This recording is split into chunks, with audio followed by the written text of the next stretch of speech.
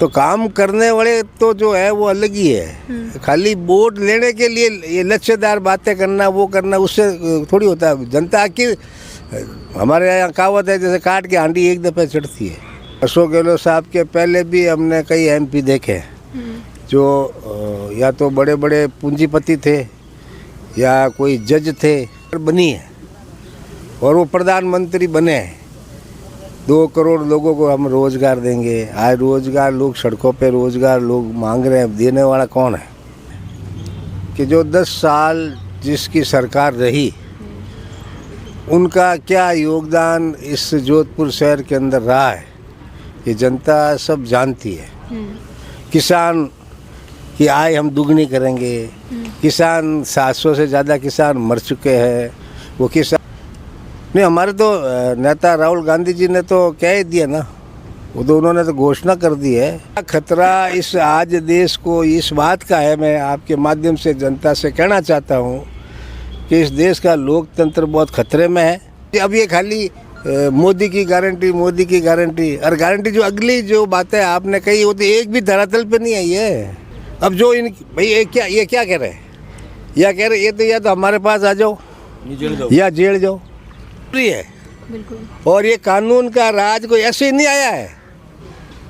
देश के बड़े बड़े क्रांतिकारियों ने, देश के नेताओं ने जो कुर्बानी दी, जेलों के अंदर गए, उसके बाद में बाबा साहब ने जो कानून बनाया है, उस कानून की रक्षा करना आज सबका धर्म है। और ये समय है, अगर इस समय जनता अगर नहीं चेती तो आने वाली पीढ़ी उनको माफ नहीं करेगी। ये बताओ के जो आयुक्त है उनको जब आप बनाओगे तो उसके अंदर प्राइम मिनिस्टर, प्रतिपक्ष का नेता और एक सुप्रीम कोर्ट के जज साहब रहेंगे। उस कानून को इन्होंने खत्म कर दिया। ये तो सब नहीं। नमस्कार, आप देख रहे हैं द खटक में आप सभी के साथ ममता। जोधपुर लोकसभा क्षेत्र की चुनावी यात्रा को करते हुए हम अभी यहाँ पे जोधपुर में ही मौजूद है। जोधपुर से लोकसभा सीट की टिकट की बात करें तो कांग्रेस से कल ही प्रत्याशी घोषित हुए हैं। यहाँ पर करण सिंह उचियारड़ा जी को कांग्रेस ने टिकट दी है। वहीं हमारे साथ यहाँ पे कांग्रेस के जो कार्यकर्ता है वो मौजूद है, और भी जो JDA के पूर्व चेयरमैन राजेंद्र सिंह जी सोलंकी हमारे साथ मौजूद है। तो सर से हम जानेंगे कि किस तरह से किस मुद्दे पर चुनाव लड़ा जाएगा और क्या है। नमस्ते सर।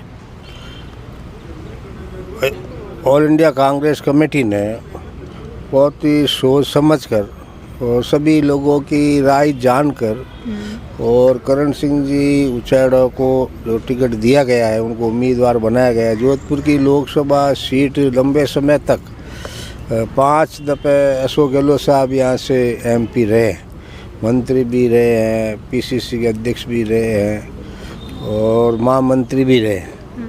तो इस सीट पर उम्मीदवार बनाना ये अपने आप में बहुत महत्वपूर्ण बात है। जोधपुर एक हॉट सीट के रूप में देखी जाती है हमेशा ही। सीट है वैसे अशोक गहलोत साहब का जिला है तो और सीट वैसे ही हो जाती है। अब जनता को तय करना है कि जो 10 साल जिसकी सरकार रही, उनका क्या योगदान इस जोधपुर शहर के अंदर रहा है, ये जनता सब जानती है।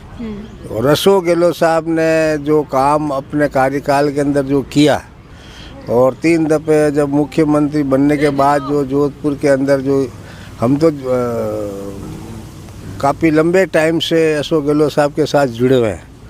अशोक गहलोत साहब के पहले भी हमने कई MP देखे जो या तो बड़े बड़े पूंजीपति थे या कोई जज थे।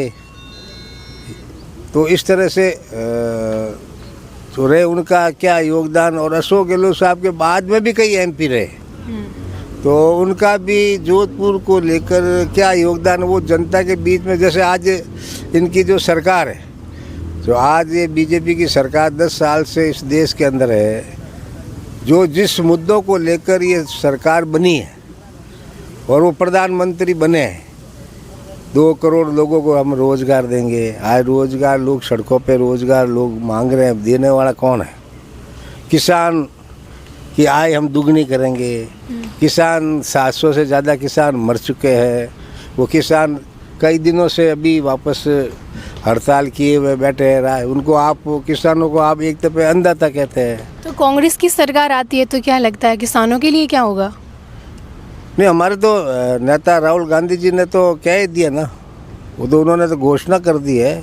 उन्होंने बोला है कि जो किसान आंदोलन में अपनी मांगे लेके बैठे उनको अगर हमारी सरकार आती है तो पूरी वो करेंगे। करेंगे ना, उधर वो बेरोजगार के लिए भी उन्होंने कहा है कि जो भी बेरोजगार है उनके लिए क्या क्या इसका अब ये अग्निपथ योजना निकाली, उसका भी सब लोग विरोध कर रहे हैं। तो उनके लिए भी अशोक गहलोत अपने राहुल गांधी जी ने उनके लिए भी कहा है। तो ये तमाम चीज़ें, अब ये खाली मोदी की गारंटी और गारंटी जो अगली जो बातें आपने कही वो तो एक भी धरातल पे नहीं आई है, तो कौन जनता विश्वास करेगी? करण सिंह जी को तो खाली एक ही बात कहनी है जनता के बीच में कि भाई 10 साल का उनका कार्यकाल देख लो और आप मेरे को अगर आशीर्वाद देंगे तो हम आपके सुख दुख के अंदर भागीदार रहेंगे और आपको काम करके बताएंगे। अपना आप में जनता दूध का दूध और पानी का पानी कर देगी। तो काम करने वाले तो जो है वो अलग ही है। खाली वोट लेने के लिए ये लक्ष्यदार बातें करना वो करना उससे थोड़ी होता है। जनता आखिर हमारे यहाँ कहावत है जैसे काट के हांडी एक दफे चढ़ती है। ये कितना भी कुछ ये कर ले, जैसे आज देश के हालात क्या है, हर आदमी के मुंह के ऊपर ये जबान में ये कह रहा है कि अगर 24 के अंदर ये मोदी सरकार बन गई तो देश के अंदर कानून का राज नहीं रहेगा। जब कानून का राज नहीं रहे, लोकतंत्र नहीं रहेगा, अब ये तो एक नेशन एक जिस तरह की बातें करें भाई नेशन के अंदर एक ही अपने राष्ट्रपति शासन होना चाहिए फलाना, वो सब कानून वगैरह बना के ये नहीं लगता कि ऐसे तो तानाशाही हो जाएगी फिर? तो तानाशाही अभी भी चल रही है ना, चल रही है भाई अभी हो क्या रहा है। बीजेपी की जो परिभाषा है ये भारतीय जनता पार्टी नहीं रही है। अब भ्रष्टाचारियों को जोड़ो पार्टी रह गई है ये। अब जो इन भाई ये क्या कह रहे हैं, या कह रहे ये तो या तो हमारे पास आ जाओ या जेल जाओ, अब इसके अलावा इनके पास कुछ है ही नहीं। तो ये इस तरह से डरा धमका के जो भी ये इस तरह से काम कर रहे हैं, देश देख रहा है और आखिर जनता बोलेगी। आज ये कांग्रेस के नेताओं ने जो कुर्बानी दी है, त्याग दिया, जेलों के अंदर बरसों तक रहे, इस देश का संविधान बनाया है, जो बाबा साहब ने जो संविधान लागू किया, राजा हो या रंक हो सबको एक वोट का अधिकार है। तो वोट का अधिकार ही खत्म हो जाएगा तो फिर ये ऑफिस वगैरह नहीं, चुनाव वगैरह नहीं, तो सब खत्म ही है। तो फिर क्या कारण है कि कांग्रेस के जो कई बड़े नेता बीजेपी में जा रहे हाल ही में? नहीं वो तो मैं आपको बता रहा हूँ ना, वो तो वहाँ से जा भी रहे हैं ना आ भी रहे हैं, वो तो आ भी रहे हैं भाई। आज हरियाणा के अंदर वीरेंद्र सिंह जी का बच्चा जो है वो भी है, वीरेंद्र सिंह जी बहुत बड़ा उनका भी नाम था। आज हमारे यहाँ वो राहुल कसवा जो प्रेजेंट MP है खुद, वो भी आ रहे हैं ना। वो तो टिकट भी मिल गया उनको।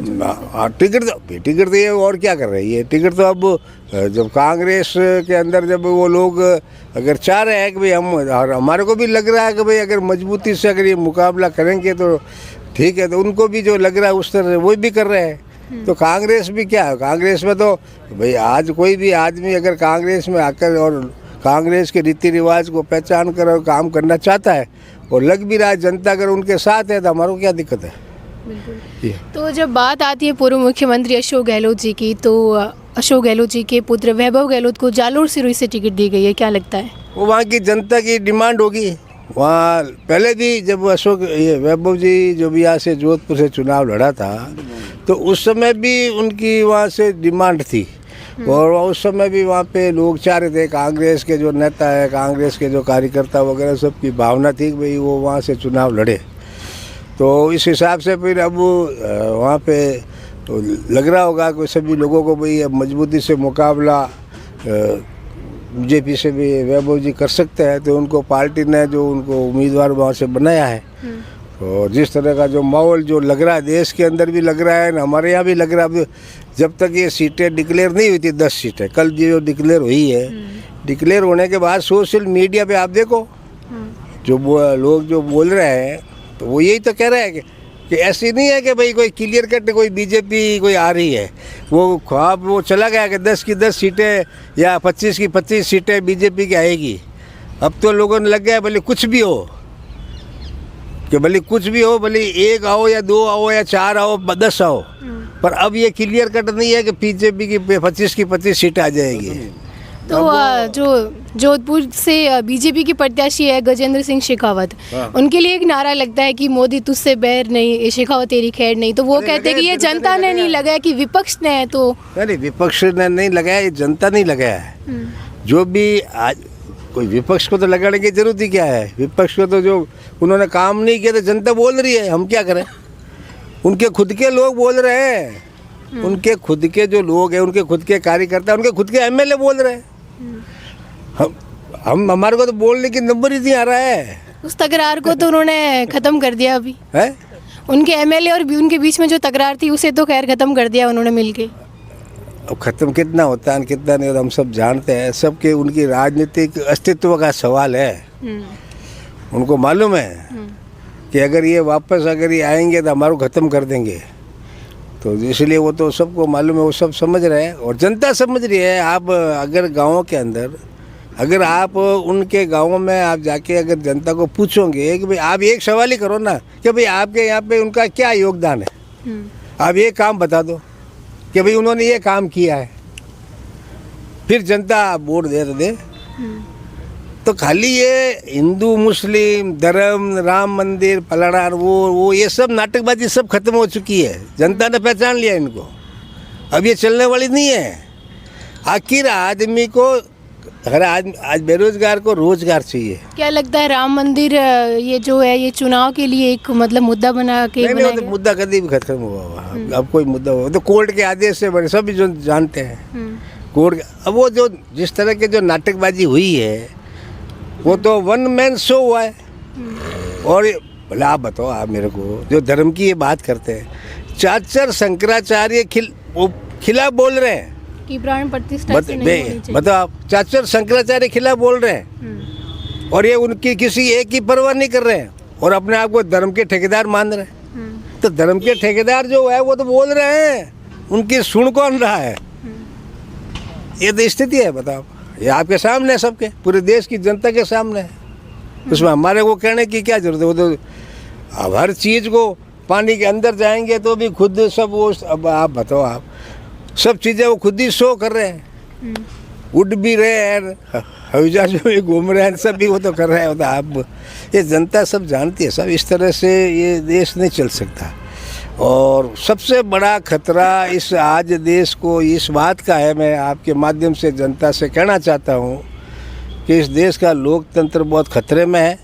और ये समय है, अगर इस समय जनता अगर नहीं चेती तो आने वाली पीढ़ियाँ उनको माफ़ नहीं करेगी, ये बता देता हूँ मैं। इतना इस देश के अंदर इस तरह के हालात बने हुए हैं। आज सुप्रीम कोर्ट के चीफ जस्टिस, आज आप के खाते में पैसा कौन दे रहा है किसी को बताने की ज़रूरत नहीं। मैं इलेक्ट्रो बॉन्ड मैं ख़रीद रहा हूँ, ये उसको बताने की ज़रूरत नहीं। मैं किसको दे रहा हूँ ये बोलिए, ये क्या कानून का राज है? बोले एक आम आदमी, कोई भी आदमी अगर कोई धंधा कर रहा है, उसके यहाँ से इनकम टैक्स, ईडी, सीबीआई तमाम तरह की चीज़ें पहुँच जाती है। और बड़े बड़े जो कारपोरेट घराने हैं वो कितना इलेक्ट्रो बॉन्ड कर, उनको कोई नहीं पूछेगा। ऐसा कभी हो सकता है क्या? बताओ आप, ये अपने मर्जी के कानून बना दे। सुप्रीम कोर्ट के चीफ जस्टिस ने ये आदेश दिया कि भाई आप चुनाव के जो आयुक्त हैं उनको जब आप बनाओगे तो उसके अंदर प्राइम मिनिस्टर, प्रतिपक्ष का नेता और एक सुप्रीम कोर्ट के जज साहब रहेंगे। उस कानून को इन्होंने ख़त्म कर दिया। ये तो सब मैं ही करूँगा। एक तो मैं खुद हूँ और एक हमारा मंत्री जो हम चाहेंगे। अब बताओ, तो इसका मतलब क्या हुआ? तो कानून का राज कहाँ है? तो इसको देश को खतरा नहीं है? अब बताओ आप खुद। चंडीगढ़ के अंदर मेयर के चुनाव में क्या हुआ? अब बताओ, धांधली हुई थी। बताओ, खुले आम, बोले आप लोकतंत्र को ख़त्म कर रहे हैं। सुप्रीम कोर्ट के यहाँ वोट गिनने पड़े टेबल पे। अब बताओ, फिर देश के अंदर कानून का राज कहाँ रहेगा? ये तमाम चीज़ें जो जनता ये देख रही है, तो क्या आप क्या मान रहे हैं कि जनता जो देख रही है सब बेवकूफ़ है? ये जनता वोट देगी जब ये ध्यान नहीं रखेगी। ये सबको ध्यान रखने की जरूरत है कि भाई देश के अंदर इस तरह के हालात है, तो इस देश के हालात को समझना ज़रूरी है। बिल्कुल। और ये कानून का राज कोई ऐसे ही नहीं आया है। देश के बड़े बड़े क्रांतिकारियों ने, देश के नेताओं ने जो कुर्बानी दी, जेलों के अंदर गए, उसके बाद में बाबा साहब ने जो कानून बनाया है, उस कानून की रक्षा करना आज सबका धर्म है। ये बात बिल्कुल, जैसे कि आपने देखा, हमने जेडीए के जो पूर्व चेयरमैन हैं राजेंद्र सिंह सोलंकी जी, उनसे बात करी और जाना कि लोकसभा चुनाव को लेकर के उनकी क्या राय है, क्या मत है और राजनीति के लिए वो क्या सोच रखते हैं। आगे की अपडेट के लिए बने रहिए हमारे साथ। धन्यवाद।